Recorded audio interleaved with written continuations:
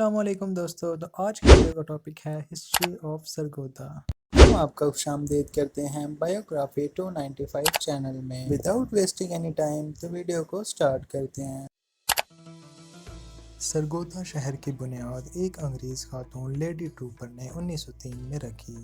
سرگودا شہر پاکستان کا پہلا شہر ہے جس کو ماسٹر پلان کے تحت آباد کیا گیا۔ اس کے بعد فیصل آباد اور اسلام آباد یعنی دو شہر مزید ماسٹر پلان کے تحت آباد ہوئے۔ 1860 کی بات ہے، جہاں آج کل گول مسجد ہے، وہاں ایک تالاب ہوا کرتا تھا اور تالاب کو فارسی زبان میں سر کہتے ہیں۔ اس گول تالاب کا مالک ایک ہندو سادھو تھا جس کا نام گودا تھا۔ اس وجہ سے اس نو آباد شہر کا نام سرگودا رکھا گیا۔ پاکستان بننے کے بعد بھی اس جگہ کو گول کوہ کہا جاتا رہا۔ اپنے جغرافیائی اہمیت کے پیش نظر بہت جلد آبادی بڑھتی گئی۔ اسی اہمیت کو مد نظر رکھتے ہوئے انگریز حکومت نے یہاں پر ایک عسکری سطح پر ایئرپورٹ بنایا، ایک فوجی چھاؤنی تعمیر کی۔ 1949 میں اس کو تحصیل کا درجہ دیا گیا، جو ترقی کرتے کرتے بعد میں ضلع اور پھر ڈویژنل ہیڈ کوارٹر بنا۔ تقسیم پاکستان کے وقت قانون ساز اسمبلی کی ایک نشست تھی جو مسلم لیگ کے امیدوار نواب سر محمد حیات قریشی نے جیتی۔ تقسیم کے وقت یہ علاقہ مسلم لیگ کا گڑھ تصور کیا جاتا تھا۔ 1946 کے انتخابات میں بابائے قوم نے 2 دفعہ سرگودا کا دورہ کیا۔ اہل سرگودا کی آمدنی کا زیادہ انحصار زرعی پیداوار پر ہے۔ کنو، سنگترا، موسمی، فروٹر بلڈ مالٹا، ریڈ بلڈ مالٹا اور گریپ فروٹ کی پیداوار میں دنیا میں پہلے نمبر پر ہے۔ چاول کی پیداوار میں 11واں، جبکہ گنے کی پیداوار میں دنیا میں 8ویں نمبر پر ہے۔ دیگر زرعی اجناس میں گندم، چنا، جو، باجرہ، مکئی، سبزیاں، امرود، جامن، آم بھی بکثرت اگائے جاتے ہیں۔ مچھلی فارم، گائے، بکریوں اور بھینسوں کے فارم کے علاوہ کبوتر اور موروں کی افزائش نسل کے لیے الگ فارم ہیں۔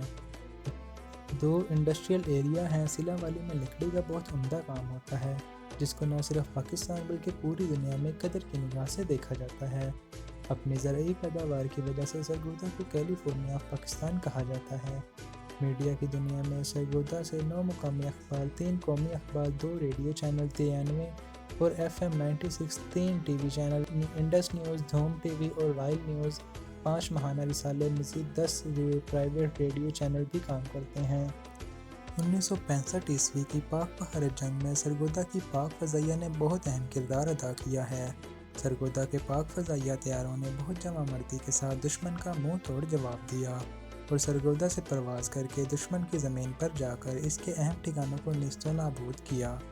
دشمن کی طرف سے سرگودا پہ ہونے والے ایک حملے میں پاک فضائیہ نے نہ صرف حیران کن دفاع کیا بلکہ پاک فضائیہ کے ایک پائلٹ عالم نے محض 3 یا 4 سیکنڈ میں دشمن کے 4 طیاروں کو مار گرایا، جو ایک عالمی ریکارڈ ہے۔ انہوں نے مجموعی طور پر 9 طیارے مار گرائے اور 2 کو نقصان پہنچایا ہے۔ اس کے علاوہ پاک فضائیہ کے طیاروں نے ایک یادگار دفاع کیا۔ اسی مناسبت سے سرگودا کو شاہینوں کا شہر کہتے ہیں۔ شہر کی بڑی خوبصورتی یہ ہے کہ بازاروں میں ہر چیز کے بازار الگ الگ ہیں۔ مثلاً کپڑے، کتابیں، جوتے، برتن، زیورات، رنگ و روغن، لکڑی، سبزی، فروٹ اور لوہے کے سامان کی مارکیٹیں الگ الگ ہیں۔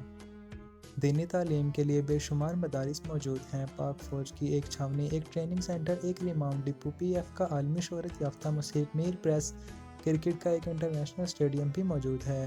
اہل سرگودا کو یہ اعزاز بھی حاصل ہے کہ 1965 کی جنگ میں دشمن کی فضائیہ کے حملوں میں افواج پاکستان کے ساتھ دینے پر نشان استقلال اور صدارتی ایوارڈ سے نوازا گیا۔ پاکستان میں یہ اعزاز سرگودا، سیالکوٹ اور لاہور کے علاوہ کسی شہر کو حاصل نہیں۔ 1965 کی پاک بھارت جنگ میں شاندار کردار اور پاک فوج سے محبت کا ایک انداز یہ بھی ہے کہ چوکوں کا اکثر نام عسکری ہے، جیسے شاہین چوک، گوری چوک، ہم چوک، ٹینک چوک اور توپ چوک وغیرہ۔ سرگودا کا ایک شہر تخت ہزارہ جو تاریخ کی کتابوں میں لکھا جاتا ہے۔ تخت ہزارہ کا تذکرہ ابوالفضل نے اپنی کتاب آئین اکبری میں کیا ہے، جو اکبر بادشاہ کا مشہور مصاحف تھا۔ اس کے علاوہ تخت ہزارہ کی وجہ شہریت مشہور پنجابی داستان ہیر رانجھا میں ایک ایسا کردار ہے جسے تاریخ رانجھا کے نام سے یاد کرتی ہے۔ رانجھا کا تعلق اسی تخت ہزارہ سے تھا۔ مغل شہزادہ شاہ جہاں۔ سرگودا شہر سے چند کلومیٹر کے فاصلے پر ایک چھوٹا سا قصبہ دھریما ہے۔ تاریخ میں ملتا ہے کہ ایک مغل شہزادہ شاہ جہاں جو شاہ جہان کا بیٹا تھا، اس نے اپنے سوتیلے بھائی اورنگ زیب کے ہاتھوں شکست کھانے کے بعد اسی قصبے میں دھریمے میں آ کر پناہ لی۔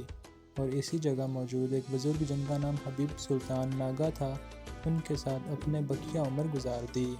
اسی جگہ پہ شاہجہاں کی قبر بھی موجود ہے۔ اور اسی کے ساتھ ساتھ ویڈیو کا اختتام ہوتا ہے۔ ویڈیو اچھی لگے تو ویڈیو کو لائک اور چینل کو سبسکرائب ضرور کر دیں، اور اسی طرح کی مزید تاریخی ویڈیوز دیکھنے کے لیے ہمارے چینل کو سبسکرائب کریں تاکہ ہماری ویڈیو سب سے پہلے آپ تک پہنچے۔ اور اس کے ساتھ ہم ملتے ہیں اگلی ویڈیو میں، تب تک کے لیے پیس آؤٹ۔